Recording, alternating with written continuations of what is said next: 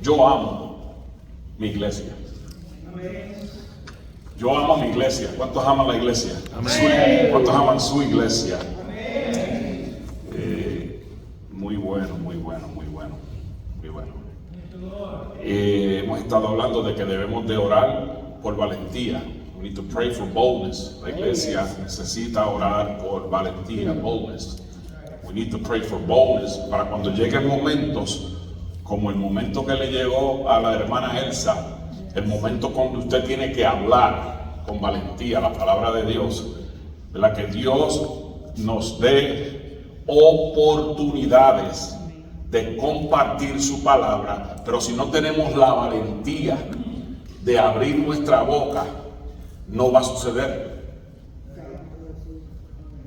Por eso necesitamos, cuando hablamos la semana pasada de que el pueblo de Dios, Pedro y Juan hablaron sin miedo, les querían callar la boca, ¿se acuerdan? Sí. Los líderes religiosos le dijeron, no pueden seguir hablando de ese nombre.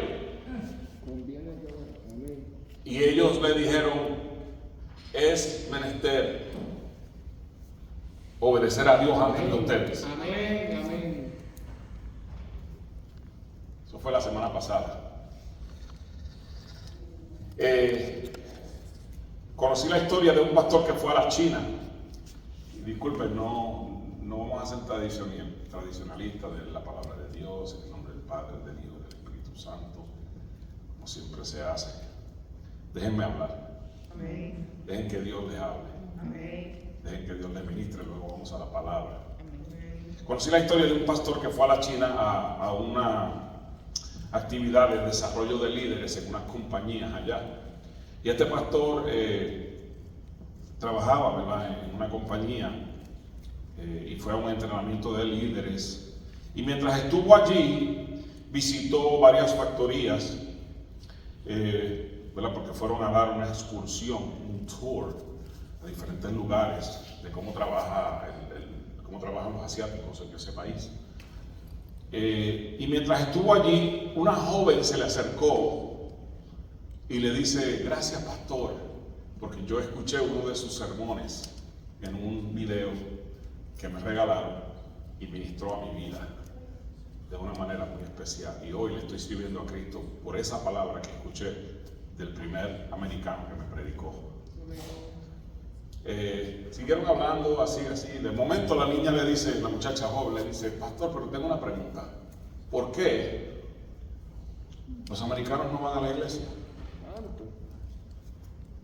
¿Por qué en América la gente no asiste a la iglesia? ¿Verdad? Y eso le ministró a él, a su corazón.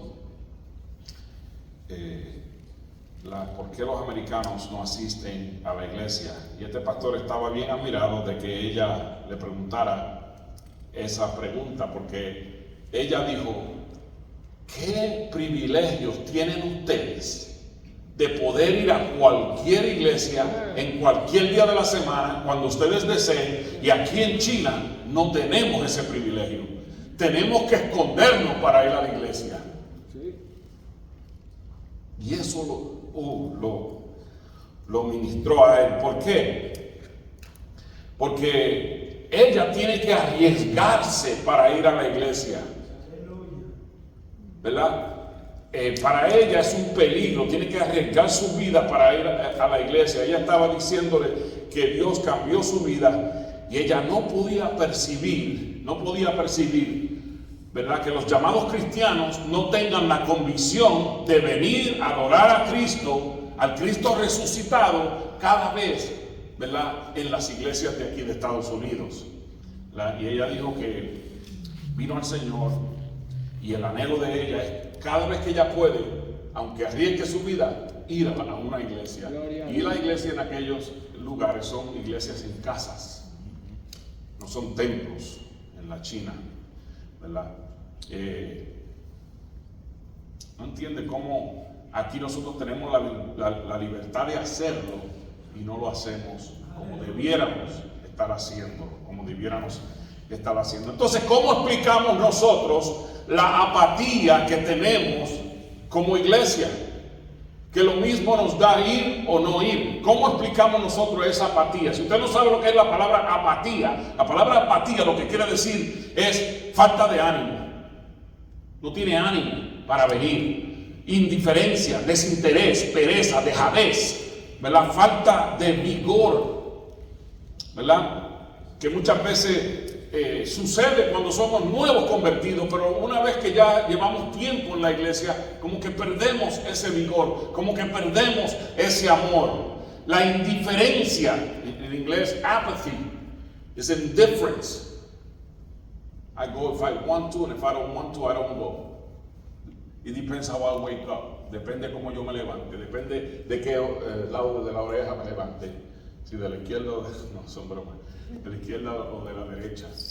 Pero hay una apatía aquí en Estados Unidos de América, ¿verdad? ¿Cómo explicamos esa apatía que tenemos en la iglesia? Que se ha perdido el amor a Dios, ¿verdad? Que damos por sentado, que tenemos libertad, pero la usamos cuando queremos. No entendemos que esta libertad, ¿verdad? Costó un precio, ¿verdad que sí? Que como iglesia tenemos una historia aquí en Estados Unidos, porque la iglesia impactó no solamente el primer siglo, el segundo siglo, el tercer siglo, sino que la iglesia sigue impactando vidas en el día de hoy.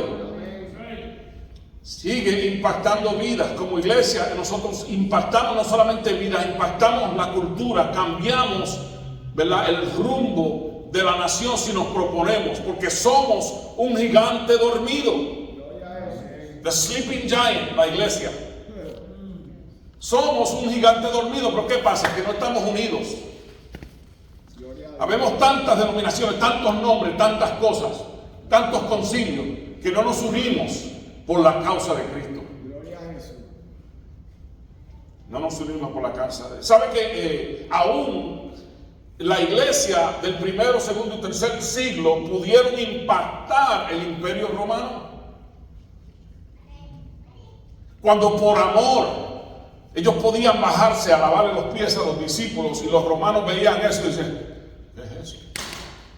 Cuando por amor podían dar de comer, cuando por amor podían levantar al caído, cuando por amor podían poner las manos sobre los enfermos y sanaban, por amor. No porque alguien les pagaba, ¿se acuerdan de ese mensaje? No porque tenían un título, sino que solamente lo hacían por amor. Y en el imperio romano todas estas cosas, todo lo que usted hacía era porque o tenía un título, ¿verdad?, o le pagaban. Pero la iglesia cristiana hacía las cosas por amor. Y esta interacción, ¿verdad?, entre esta muchacha y el pastor, esta interacción demuestra la importancia de la iglesia. Nos recuerda que la iglesia juega un papel importante en nuestra comunidad, en tu comunidad. Porque tú eres la iglesia, no es el templo. Tú juegas un papel importante donde quiera que tú vayas, así como la hermana Elsa testificó. Dios la tenía allí con un propósito, pero la mentalidad de ella era, ¿qué yo hago aquí? ¿Qué yo hago aquí? Yo he ido varias veces a ser jurado. Y esa es la mentalidad nuestra. ¿Qué yo hago aquí? Yo puedo estar trabajando. Pero me gusta porque me puedo llevar un libro y leer en lo que me llama. Pero Dios tiene un propósito. Si se te sienta alguien al lado, ¿verdad?, entabla una conversación, porque tú no sabes, solamente Dios sabe el corazón. Solamente Dios conoce el corazón, pero no te lo va a revelar a ti si tú no abres la boca. Y bien el oído, buscando, ¿verdad?, eso que se llama discernimiento de parte de Dios. Otra cosa que nosotros como iglesia debemos estar orando es que Dios nos dé discernimiento. La iglesia juega un papel bien importante y no la jugó solamente, por eso vamos a estudiar la iglesia primitiva, y estamos estudiando en estas semanas la iglesia primitiva, y se centra en la idea de que Cristo es el Hijo del Dios viviente. Porque la iglesia no se trata de ti, la iglesia se trata del mensaje de Cristo. Porque tú quizás no quieras estar en un lugar, pero Dios te lleva allí porque nosotros somos su cuerpo, somos sus pies, somos sus ojos, somos sus manos, ¿ah?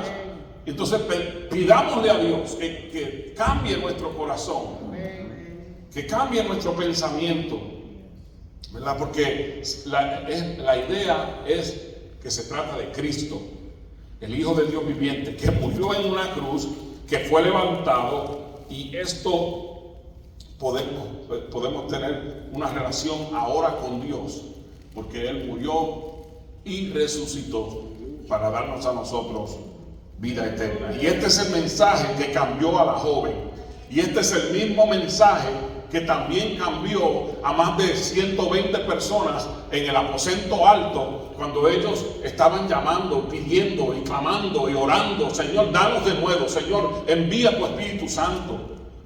Y cuando ellos fueron llenos del poder de Dios, pudieron salir a las calles, porque la iglesia no se trataba de dentro, sino de afuera.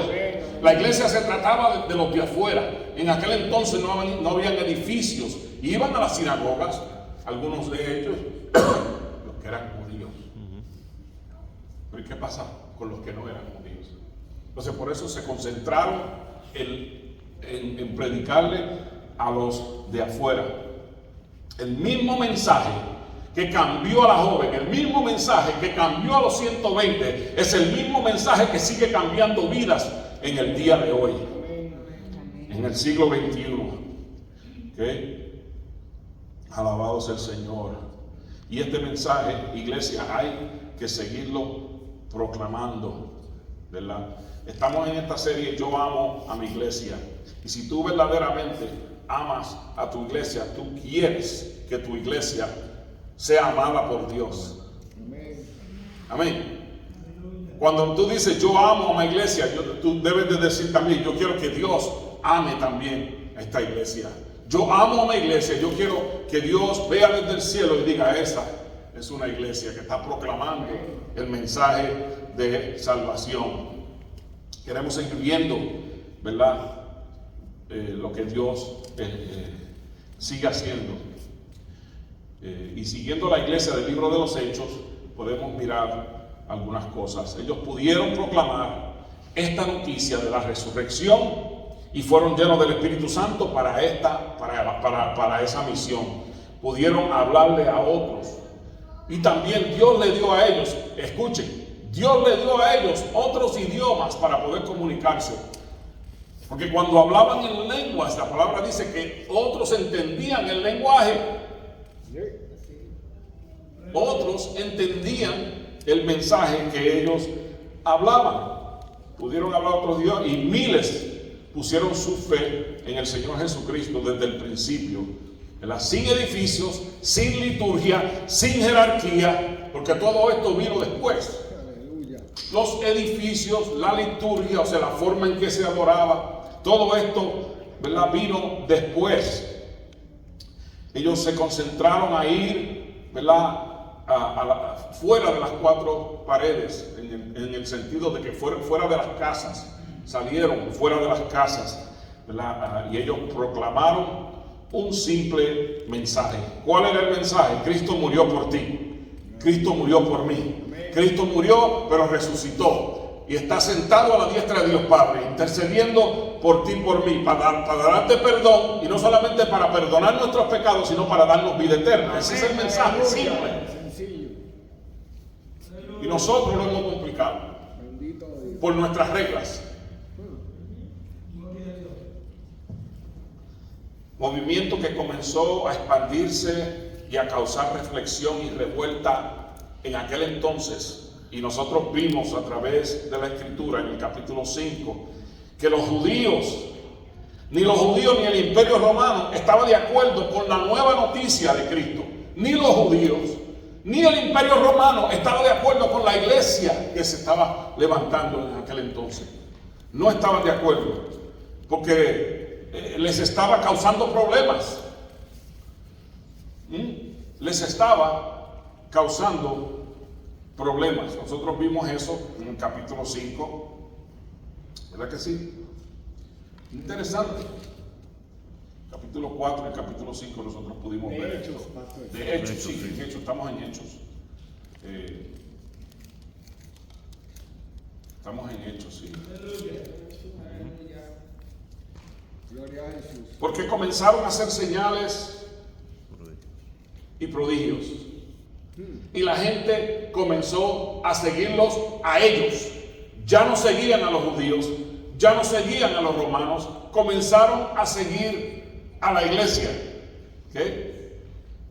Como hablábamos la semana pasada, los líderes del nuevo movimiento, que eran Pedro y Juan, fueron llevados al Sanedrín por causa de proclamar el mensaje de Cristo. El Sanedrín era como decir hoy en día la Corte Suprema. Imagínate a ti que te lleven a ti allá a Washington, a la Corte Suprema. Te digan, tú no puedes estar predicando a Cristo. Pero eso no es judío. ¿Usted me entiende? Y usted tiene que levantarse y decir, es menester, es necesario obedecer a Dios antes que a los hombres. Y nosotros vemos que cuando lo llevaron al Sanedrín, donde allí les prohibieron que siguieran proclamando el nombre de Jesús y que dejaran, porque mire, ellos se sentían ofendidos porque los apóstoles los acusaban a ellos de haber matado a Jesús. A los romanos y a los judíos. Cuando ellos testificaban, decían, y ustedes los llevaron al madero, y ustedes lo atraparon y lo mataron. ¿Verdad? Refiriéndose a los judíos, pero también a los romanos. Y se sentían, o sea, ellos dijeron, dejen de proclamar a Cristo, los líderes religiosos, y dejen de acusarnos. Dejen de acusarnos, dejen de culparnos a nosotros por la muerte de Jesús. Que sí. Y para poner hincapié a todas estas amenazas contra los discípulos, los azotan. Para como decir, y vamos a azotarlo 39 veces más una, o menos una, 40 menos una, ¿verdad? Era 40 menos una. Lo azotaron. Para acabar con ellos, pero esto no los detuvo. Nosotros vemos que esto no los detuvo. Dice que multitudes llegaban desde las aldeas que rodeaban a Jerusalén y llevaban a sus enfermos y a los que pasaban, estaban poseídos por muchos espíritus malignos, y todos eran sanados y enfrentaron oposición por causa de hacer la obra de Dios. Y dice que el sumo sacerdote, el capítulo 5, versículo 17, el sumo sacerdote y sus funcionarios, que eran saduceos, se llenaron de envidia y arrestaron a los apóstoles y los metieron en la cárcel pública. Pero dice que un ángel del Señor llegó de noche y abrió las puertas de la cárcel y los sacó. Y luego el ángel les dijo, vayan al templo y denle a la gente este mensaje de vida. Denle a la gente este mensaje de salvación, de vida eterna.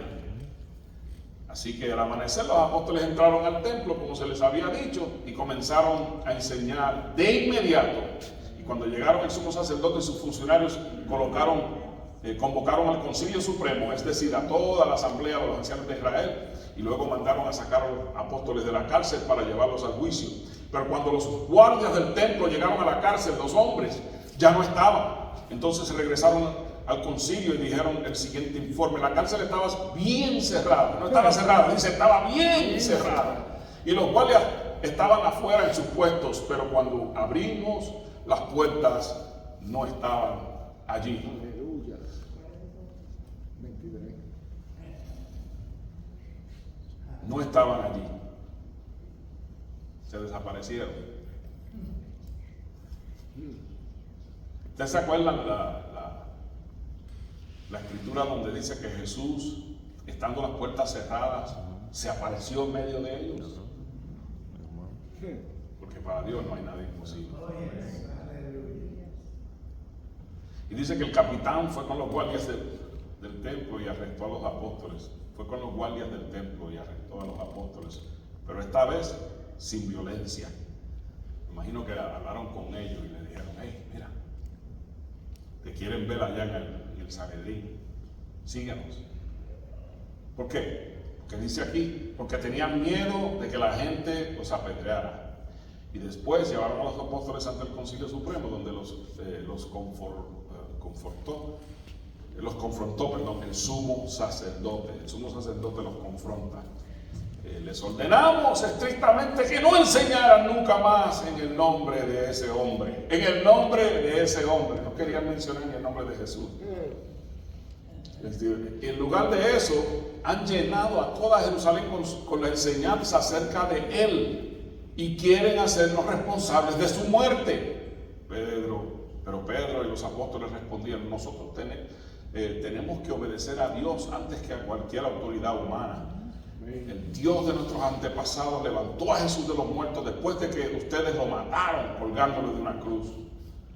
Y luego Dios lo puso en un lugar de honor a su derecha como príncipe y salvador, y lo hizo para que el pueblo de Israel se arrepintiera de sus pecados. ¿Para qué? Para que el pueblo de Israel, viendo esto, se arrepintiera de sus pecados y fuera perdonado. Nosotros somos testigos de estas cosas, y también lo es el Espíritu Santo, dado por Dios a todos los que lo obedecen. Y al oír esto, el Concilio Supremo se enfureció y decidió matarlo. Decidió matarlo, o aniquilarlo, fusilarlo. Decidió matarlo. Pero uno de los miembros, ¿se acuerdan? El Gamaliel, lo sacó aparte. Le dijo: hey, un momentito, ustedes saben que fulano de tal se levantó. Y fulano de tal se levantó y no pasó nada. Así es que si esto es de Dios, si esto no es de Dios, ustedes tranquilos, que no va a suceder nada. Pero si esto es de Dios, ustedes no van a pelear con hombres, sino van a pelear con Dios.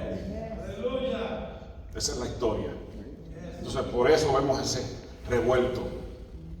Para poner hincapié, dice la palabra del Señor que los azotaron, pero esto aún el azote, las marcas, las cicatrices, no los detuvo. Siguieron adelante compartiendo el mensaje de la cruz. Pero si esto pasa hoy en día, que le entran a cantazo a 2 o 3, se olvidan de la palabra, se olvidan del evangelio, cierran las iglesias y se van para su casa.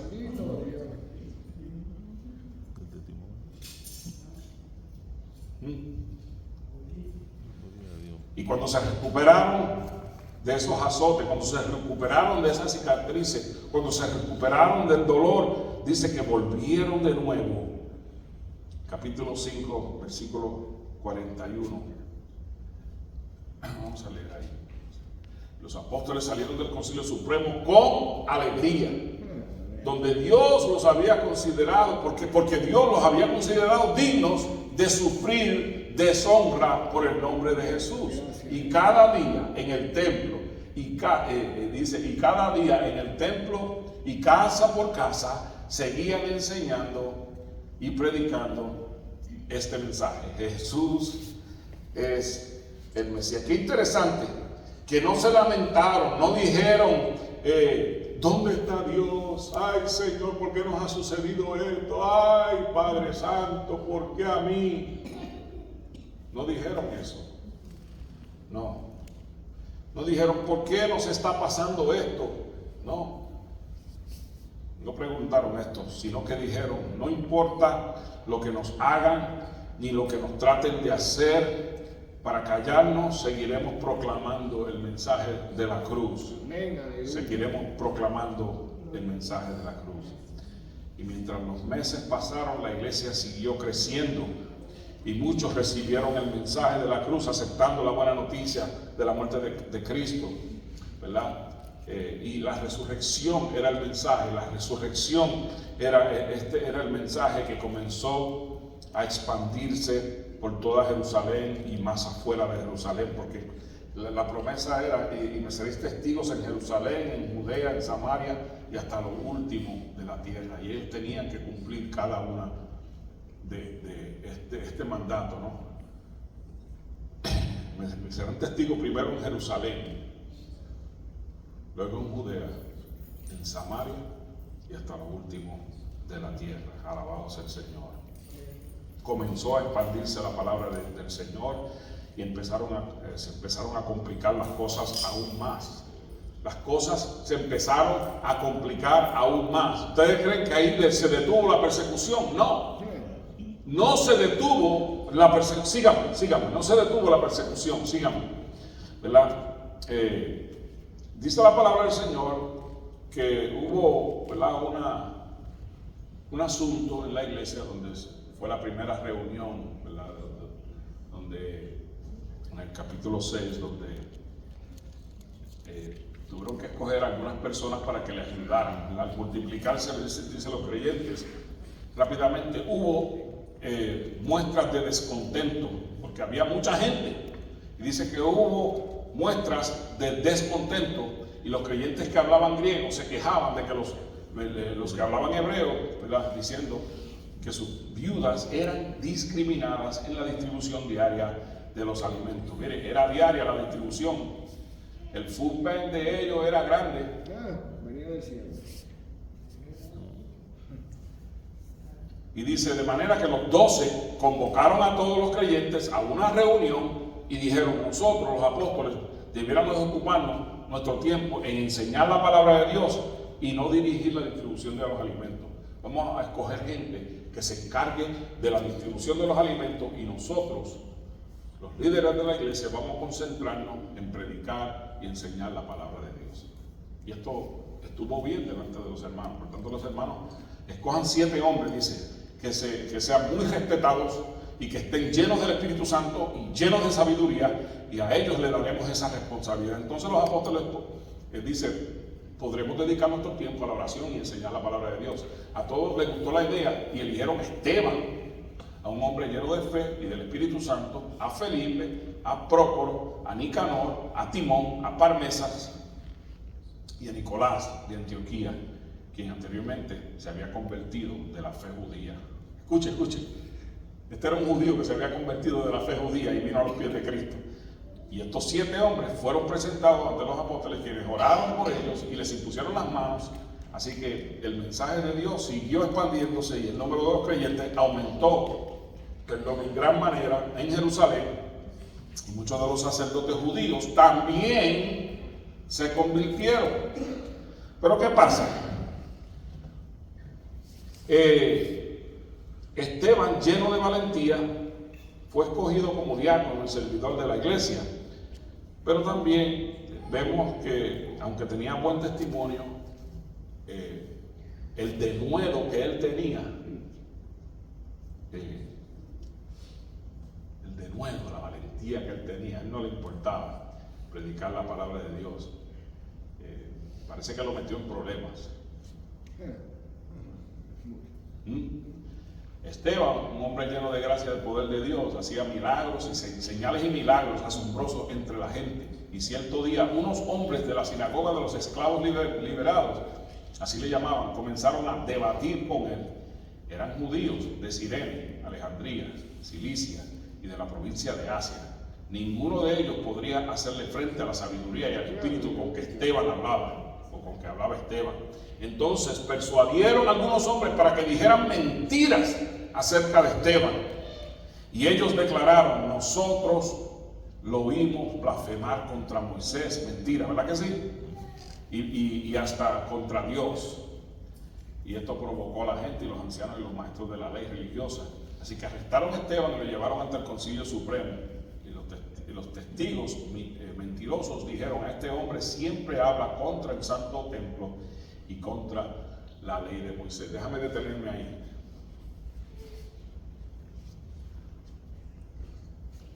Los religiosos siempre quieren proteger lo de ellos.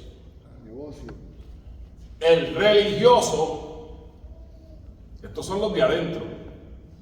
Los de adentro siempre quieren proteger lo de ellos. Cuando viene alguien de afuera,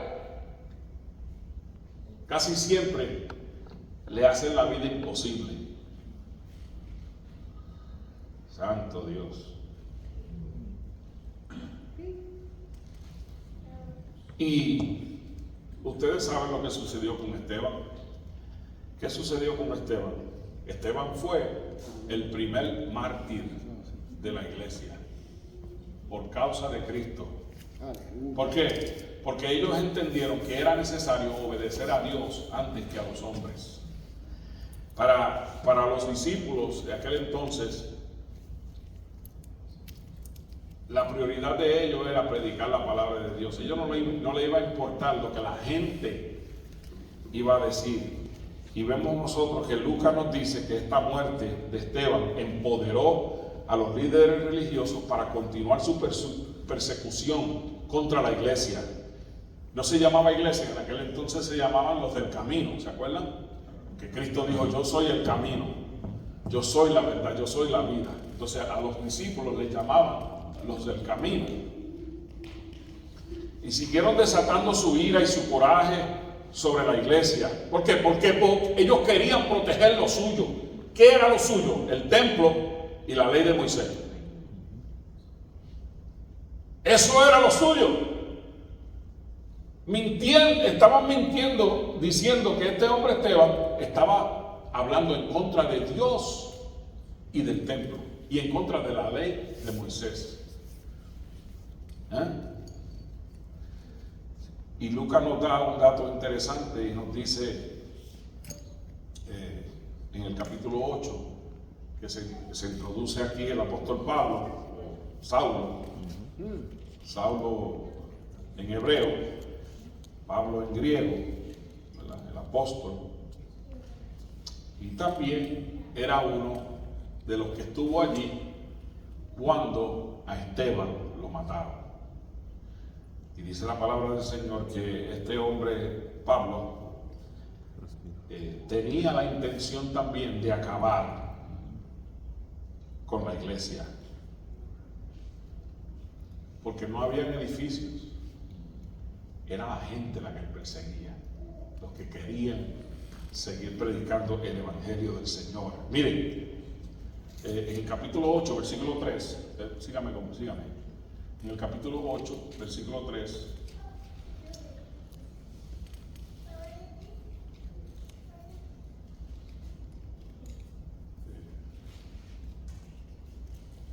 sí, era el 8. Capítulo 8, versículo 1. Mientras tanto Saulo pronunciaba, vamos a leer desde el principio, mientras tanto Saulo pronunciaba amenazas en cada palabra, dice, y estaba ansioso por matar a los seguidores del Señor. Así que acudió al sumo sacerdote, le pidió cartas dirigidas a las sinagogas de Damasco para solicitarle su cooperación en el arresto de los seguidores del camino que se encontraba allí. Su intención era llevarlos a hombres y a mujeres por igual de regreso a Jerusalén encadenados. Al acercarse a Damasco para cumplir esa misión. ¿Qué misión? ¿Cuál era la misión? ¿Cuál era la misión de Pablo? Perseguir, encadenar y llevar, ¿verdad?, a estas personas de vuelta a Jerusalén. Dice que una luz del cielo de repente brilló alrededor de él y Saulo cayó al suelo y una voz que le decía: Saulo, Saulo, ¿por qué me persigues? Aleluya. ¿Por qué me persigues? Este hombre andaba detrás de los creyentes porque él creía que estaba haciéndole un favor a Dios. Él creía que estaba haciéndole un favor a Dios.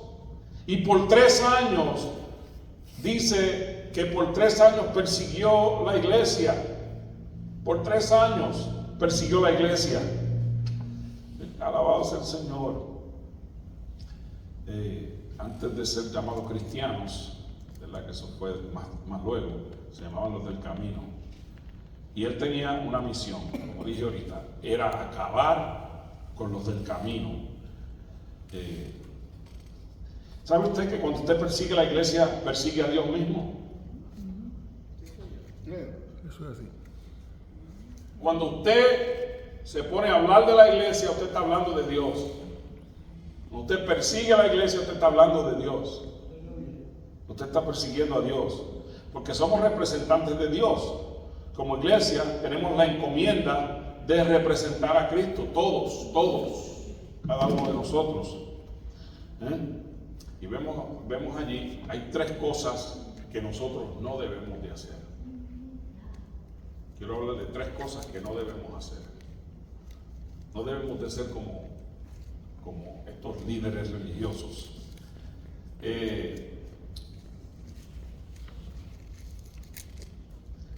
Una de las cosas que no debemos de hacer es, y lo voy a decir de una manera que quizás ustedes digan, pero eso no es así, es protegerlos de adentro y olvidarnos de los de afuera.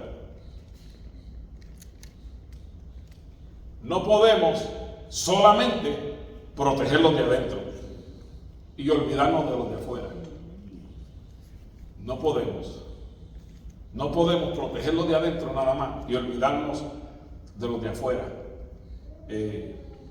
Porque mientras más vieja sea la iglesia, más personas se sienten con el derecho de que esto es mío.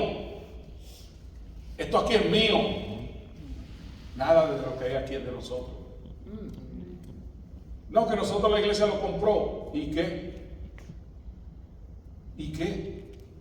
Nada de lo que hay aquí es nuestro.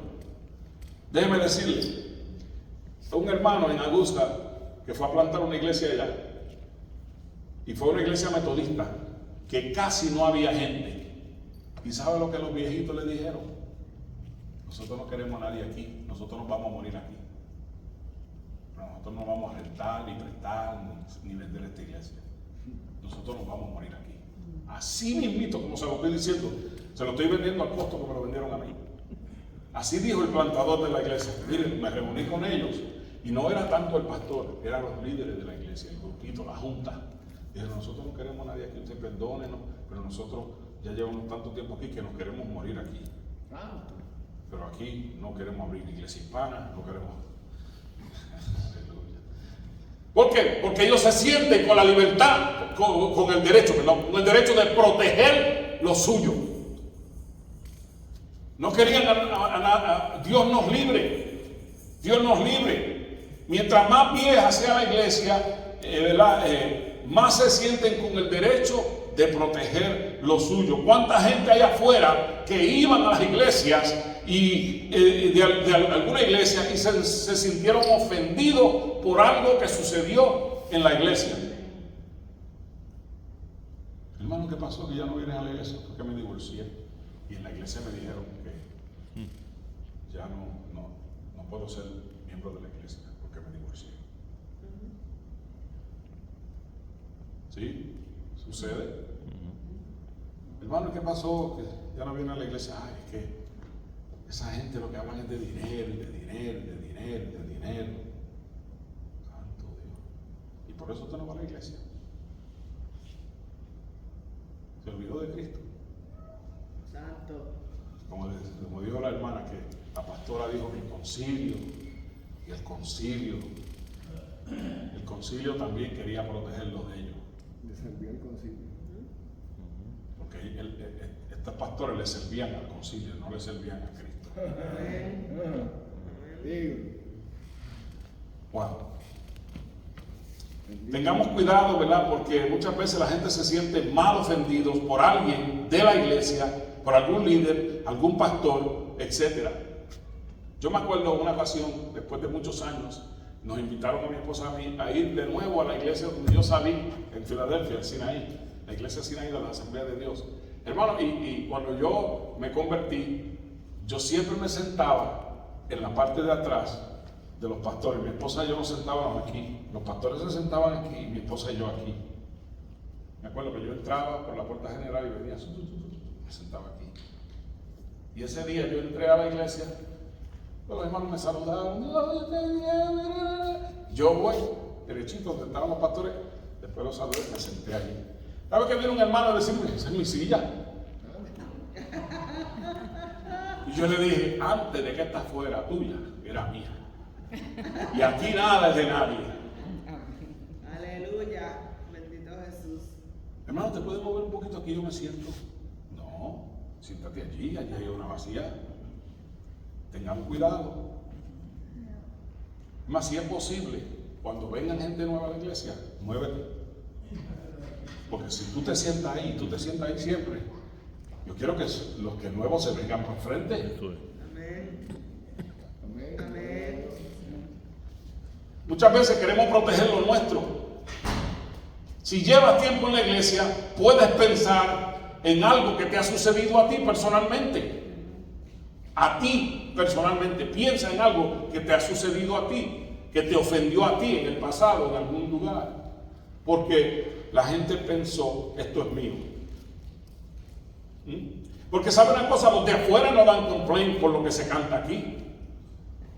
Hello, los de afuera, que vienen de afuera, no, ellos no van a dar complaint de lo que se recoge, de que muchas veces, no, los de afuera no van a dar complaint del departamento de alabanza o de la enseñanza que se da. No, los de afuera no, son los de adentro. Santo. Son los de adentro que damos el complaint, ¿sí o no? Las quejas las damos nosotros los de adentro, que el músico, que cantó mucho, que el pastor se extendió, que aquel se vistió, que fulano, viste el traje de fulano, viste los pantalones de fulano. No son los de afuera, son los de adentro. Tenemos que tener cuidado de los de adentro para poder alcanzar los de afuera. Los que son tan religiosos que ofenden con sus costumbres. Porque nosotros vimos que estos líderes religiosos estaban ofendidos por proteger lo suyo. El templo, la ley.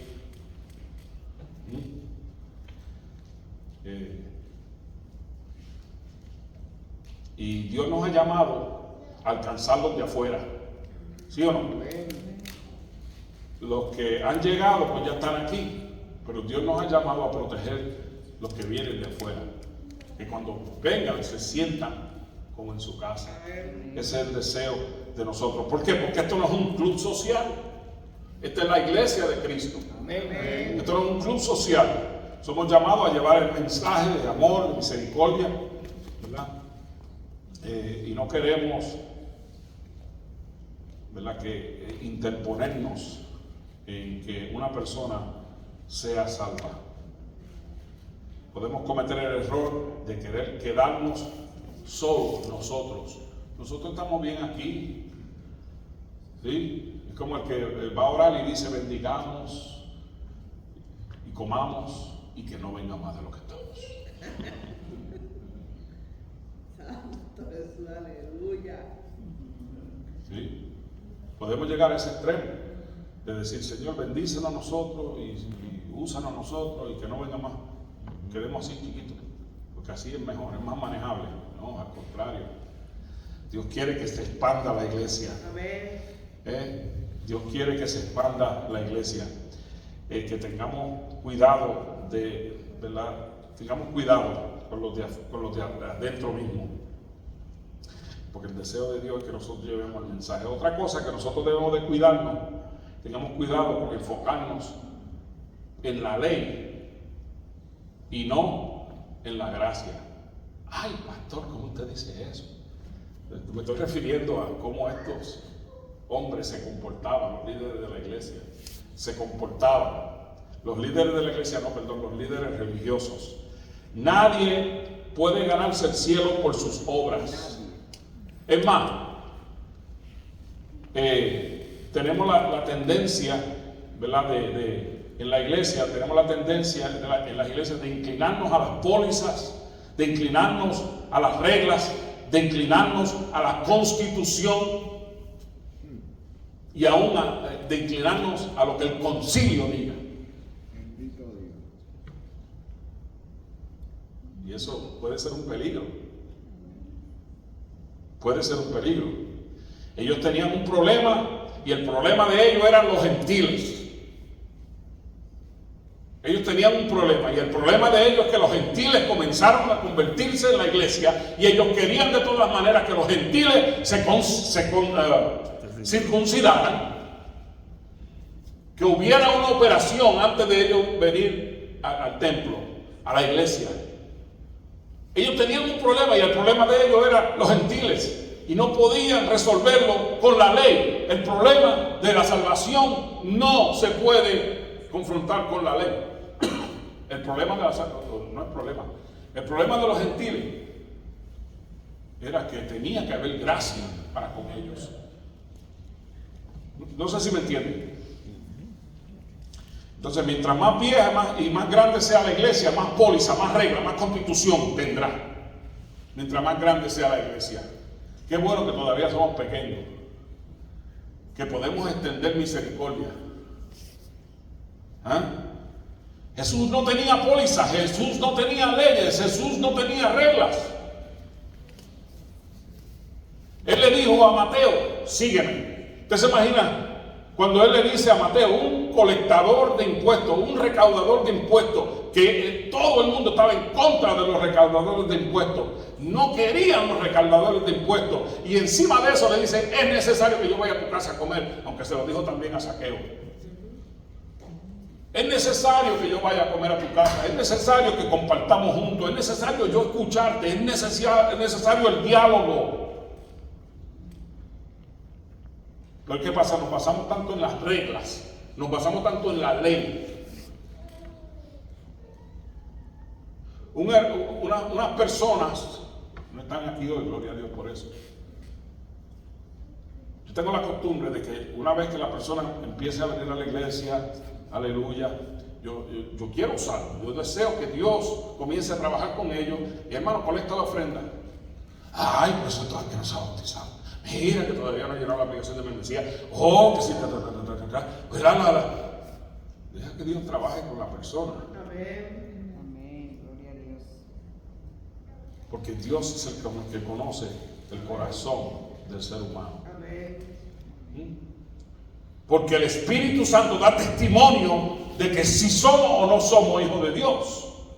Y cuando tú empiezas a venir a la iglesia y tú empiezas a dar testimonio de que verdaderamente tu corazón ha sido cambiado, ¿qué importa si está puesto en papel o no está puesto en papel?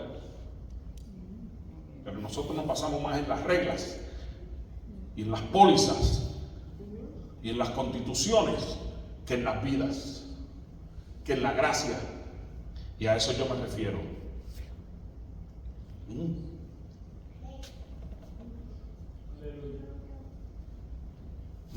Cuando cumpla, ¿verdad?, los 10 mandamientos, entonces puede ser uno de los nuestros. Esa era la mentalidad de los líderes religiosos. Cuando pueda cumplir los 10 mandamientos, entonces se puede unir a nuestro grupo. Esa no era la mentalidad de Jesús, porque nadie pudo cumplir. Las reglas, ¿verdad? Jesús le decía, entra como estás y yo te haré pescador de hombres. Entra, ven. Y esa debe ser también la actitud de la iglesia. Ven a la iglesia, invita, no importa, ven a la iglesia. No, que no tengo ropa, pero ¿qué importa? Ven cómo estás.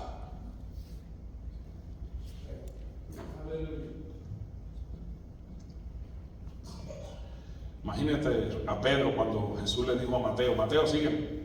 Pedro dijo, ¿cómo? Imagínate a Pedro. Vas a dañar nuestras costumbres judías. ¿Y? Porque aquí se trata de la gente, no se trata de la ley, no se trata ¿verdad? Se trata de la gente, de las almas que Dios quiere salvar. ¿Y cuánta gente no se ha sentido ofendida por iglesias, por esto, por lo otro? Porque lo que predican es tradición. Necesitamos estructura. Reconozco que necesitamos estructura. Toda iglesia necesita póliza, constitución, toda iglesia, pero permitamos a la gente a que se acerque a Dios. Permitamos que la gente se acerque a Dios. No venimos a Dios por las reglas, por las costumbres. Permitamos que la gente se acerque a Dios, ¿verdad? Porque si no, entonces lo vamos a alejar de Dios por causa de nuestras costumbres, por causa de nuestras reglas, de nuestra tradición. Seamos una iglesia no de pólizas, no de reglas, sino de diálogo, que pueda sentarse a mirar la necesidad de salvación de la gente, ¿verdad? Y quizás a muchos no les gusta esto, ¿verdad? Porque a mucha gente le gusta la estructura, a mucha gente le gustan las reglas. Pero hay que tener misericordia. Amén. Hay que tener misericordia. Amén. No podemos, ¿verdad? No podemos olvidarnos de dónde Dios nos sacó. Amén. Muchos piensan también en, vamos a quedarnos así, vamos a perseverar de esta manera, y no les gusta avanzar.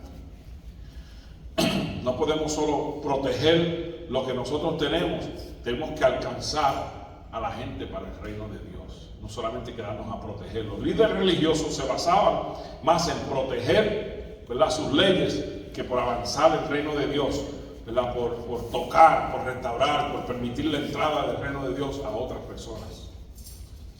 Y el reino de Dios no es comida ni bebida, sino es gozo, paz en el Espíritu Santo. Amén, aleluya. Pero ellos se basaban en no se puede comer esto, no se puede comer aquello, el reino de Dios no es nuestro. No es nuestro. Ellos perdieron la visión. Esperamos que la iglesia no pierda su visión.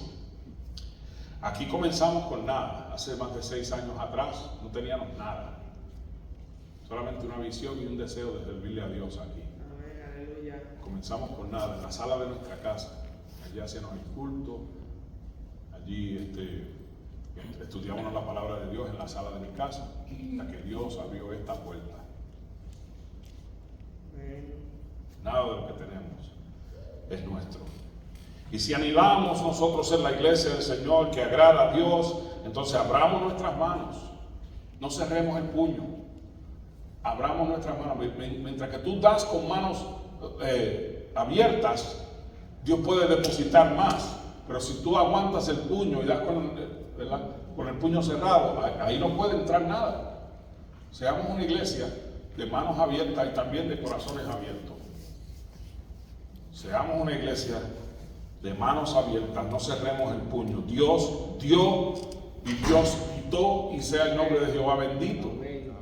Dios dio lo último que tenía, o sea, lo único, perdón, que tenía, su Hijo, para alcanzarnos a nosotros. Y esto es un desafío, es un challenge.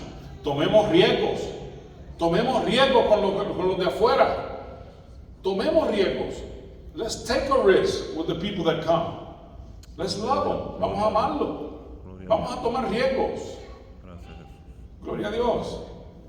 Mire, Estados Unidos de América está perdiendo terreno.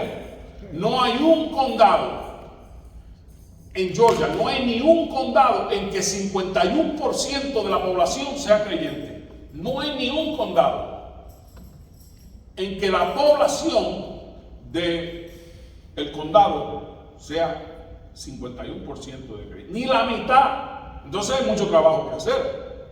¿Sí o no? En Inglaterra arrestaron a unos creyentes por orar silenciosamente afuera de la clínica de una clínica de aborto. En Inglaterra en estos días. En Forest Park hay unas clínicas de aborto y yo veo creyentes con cartelones, orando de rodillas, con audífonos. No maten los bebés. Señor, tenga misericordia. Creyentes se paran allí y vociferan. Pero estos en Inglaterra estaban solamente orando calladitos, sin letreros, sin bulla. Y allí fueron y los arrestaron. Eso puede suceder aquí en Estados Unidos también. Nosotros tenemos libertad y no la usamos debidamente. No usamos la libertad debidamente. Tenemos que seguir nadando en contra de la corriente. Podemos seguir nadando en contra de la corriente, aunque muchos no crean, ¿verdad?, que es un crimen hacer un aborto. Nosotros todavía creemos que es un crimen hacer un aborto. Pero eso son otros $20. ¿Saben ustedes, amados hermanos, que estaba mirando unas estadísticas también de lo que le llaman compromiso bíblico? ¿Se acuerdan? Compromiso bíblico. Bible engagement. hay unas estadísticas. Recientemente se hizo un estudio de 40,000 personas de la edad de 8 años a 80 años, ¿verdad? Para ver cómo la gente está encajándose, ¿verdad?, a la escritura, cómo la gente está pasando tiempo en la escritura. The Center for Bible Engagement compiled an extensive research, ¿verdad? Y vieron 2 científicos haciendo esto. Understanding the Bible Engagement Challenge se trataba, y decía, era una evidencia del poder de 4, el poder de 4 días a la semana.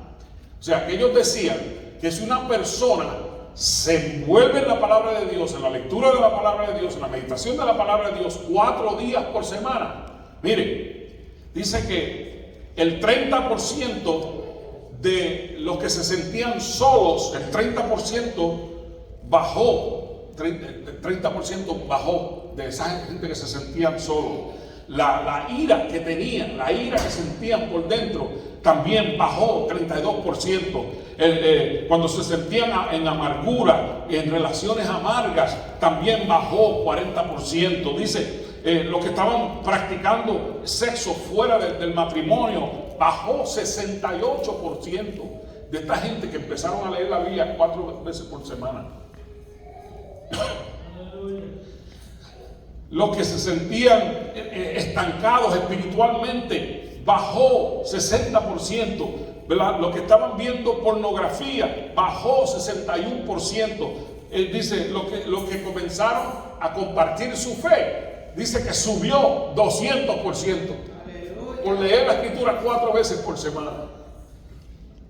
Y los que estaban discipulando a otros también subió 230%. Esas son estadísticas de un estudio que se hizo de 40,000 personas. Integralmente, dice, para estos encuentros, para mirar esto de otra manera, si una persona solamente leía la Biblia de 1 a 3 veces por semana, indicaba básicamente que se quedaban, su efecto no cambiaba para nada. ¿Okay? Personalmente, comparándolo con aquellos que no asistían a ninguna iglesia, no cambiaba, o sea, se quedaba igual. El que leía la Biblia de 1 a 3 veces por semana parecía como si no la leyera. Escuche, dice el estudio que como que no cambiaban sus actitudes, estaban como si los que no asistían a la iglesia, los que no leían la Biblia, los que la leían de 1 a 3 veces, versus los que la leían de 4 a más veces por semana. Esas son estadísticas que han hecho algunos científicos, ¿no? Que algo tiene que cambiar. Nuestra actitud por la escritura tiene que cambiar. Amén, amados. Tenemos que ir en contra de la corriente. Nadar en contra de... Ministremos a los de adentro, pero preocupémonos por los de afuera. Ministremos a los de adentro, pero preocupémonos, estoy terminando, por los de afuera. Oremos para que Dios nos dé de nuevo, para que Dios nos dé valentía, para que Dios nos dé oportunidades para compartir el Evangelio, oportunidades para invitar a otros. ¿Cuándo fue la última vez que invitamos a alguien a la iglesia?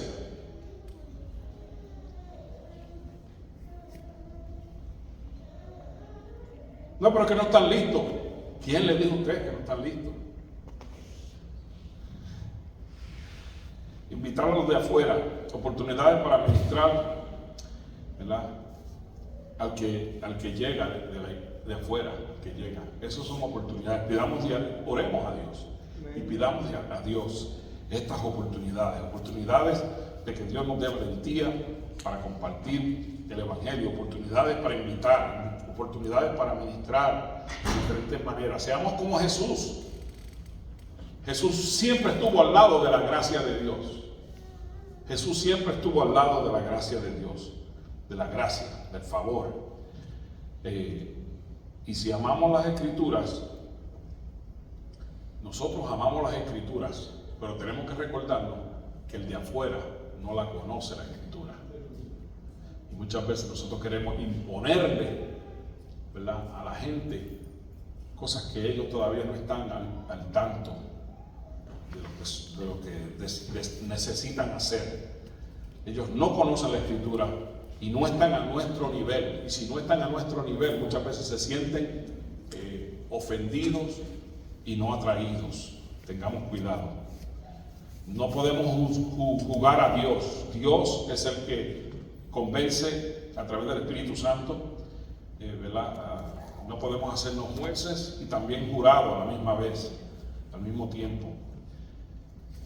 ¿Qué hubiera sido de nosotros si alguien no hubiera tenido misericordia de nosotros? ¿Qué hubiera sido de nosotros si alguien no hubiera compartido su fe contigo en algún momento? ¿Te puedes imaginar qué hubiera sido de ti? Si alguien no hubiera tenido misericordia de ti.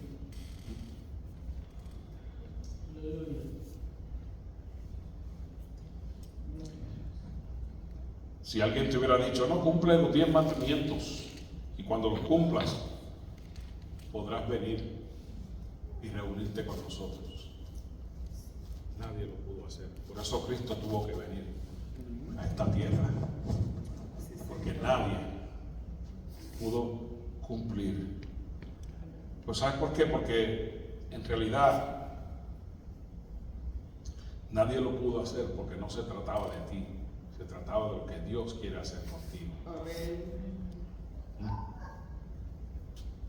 Ahora, ¿estamos tratando nosotros de agradar a Dios? Claro que estamos tratando nosotros de agradar a Dios. Estamos tratando de agradar a Dios. La gente afuera también está tratando de agradar a Dios. Y nosotros podemos ayudarles. Pero tenemos que abrir nuestro corazón y nuestra boca. Amén.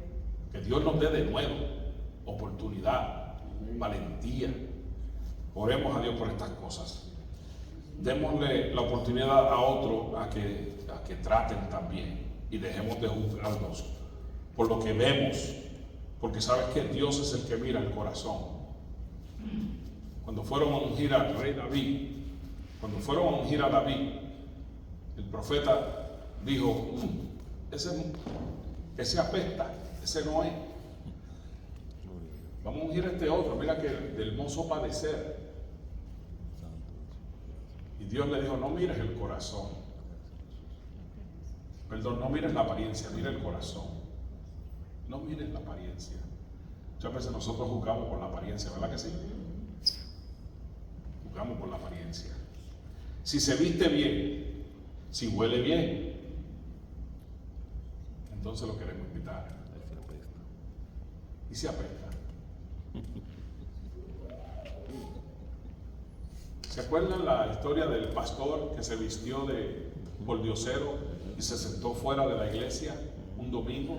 Y él era el nuevo pastor de esta iglesia. Él había sido votado, o sea, lo votaron, la iglesia votó por él. Pero ese día él llegó como boldiosero y nadie lo reconoció. Se vistió, se disfrazó de una manera que la gente le pasaba por el lado y miraban la cara y entraban al templo. Y entró todo el mundo y nadie lo saludaba. Uno que otro se paraba. Y dice la historia que este pastor entró así de boldiosero y fue al púlpito y la gente se quedó asombrada. Y él le dijo, esto no es una iglesia, esto es un club social. Santo. Y él se empezó a quitar las cosas y wow, es el nuevo pastor. Él estaba haciendo un experimento social. Y vemos que sucede. La religiosidad en nosotros es tradición, hermanos. Venimos a la iglesia por tradición, pero en realidad hay convicción de que amamos. Hay convicción de que amamos. Practiquemos esto, hermano. Amén. Practiquemos esto. No se trata de ti. Confiemos en Dios, confiemos en la gente. Dios siempre se pone al lado de la gracia. Jesús siempre se pone al lado de la gracia. Pongámonos nosotros también al lado de la gracia. No se trata de ti. ¿Sabe que el 20% de Henry County, el 20%, escuche, 20% de Henry County está en la iglesia hoy. Hoy asistieron a algún culto. El 20%. 20%, hermano. ¿Y el 80% dónde estaba? Hoy, las estadísticas dicen que solamente el 20% en Henry County fueron a una iglesia en el día de hoy. Están en la iglesia. ¿Está la iglesia haciendo su trabajo en Henry County? ¿Está la iglesia haciendo su trabajo en Henry County? No. Entonces, nosotros somos misioneros. Aquí en nuestra comunidad, en su comunidad, usted es un misionero. ¿Y sabe lo que hace un misionero? Busca oportunidades para compartir el Evangelio. Oremos a Dios. Amados, oremos a Dios. Que Dios nos dé oportunidades para compartir. Pongámonos de pies. Entre hermanos.